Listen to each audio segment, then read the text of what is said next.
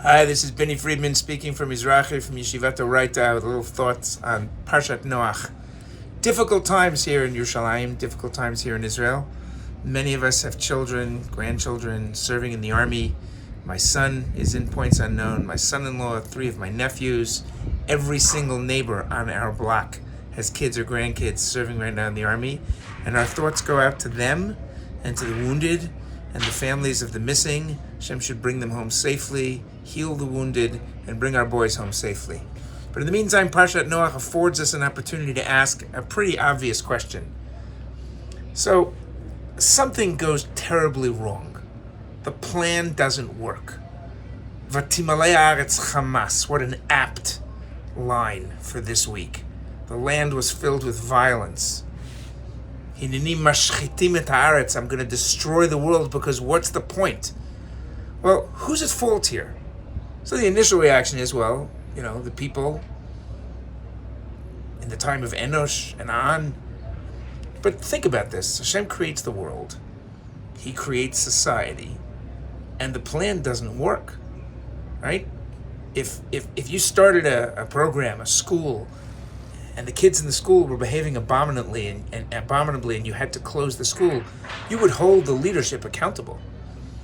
So Hashem knows that this is going to happen. What does this mean? Sometimes we need to understand what doesn't work before we understand what will. There is a point where a society no longer deserves to be. At the end of World War II, everybody talks about today, who can we sit with, how can we negotiate, talk peace? No one wants peace as much as the Jewish people. We yearn for peace. We don't want our boys wearing uniforms and going off to war.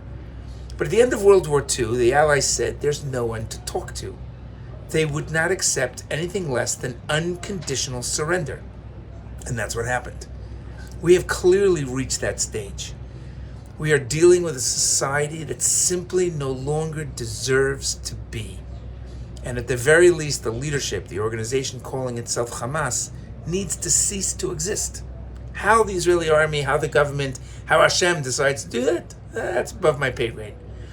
But here's another interesting thought. So the Parsha continues with an even stranger story.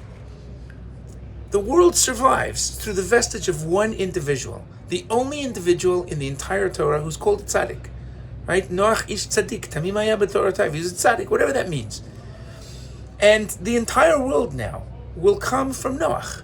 Noach essentially is Adam 2. I know Rav Soloveitchik speaks about Adam 1 and Adam 2. That's a different topic. But Noach recreates the world, and once again, something goes terribly wrong. The people all come together, right? Vahi kol haaretz safa achat udvarim achadim. The land was one language. They all shared the same ideas. They were all together.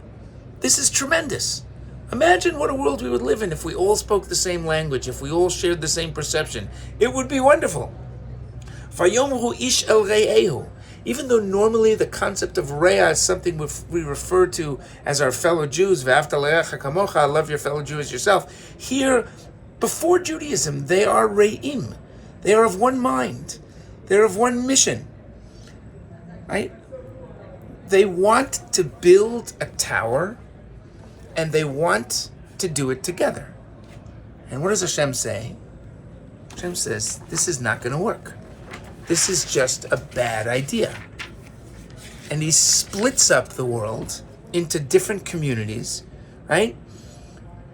V'nivneh lanu ir, they say, pen nafutz al pnei kol haaretz. We don't want to be spread out. We want to be together. Hein am achat, right? Vayomer Hashem, these are one people, v'safa achat, in one language. V'zeh achilom lasot, and this is what they want to do. Nivlash v'ansatam, we're going to split them up. We're going to send them to the far corners of the earth, change their languages. Why would we lose the one thing that we have going for us, unity?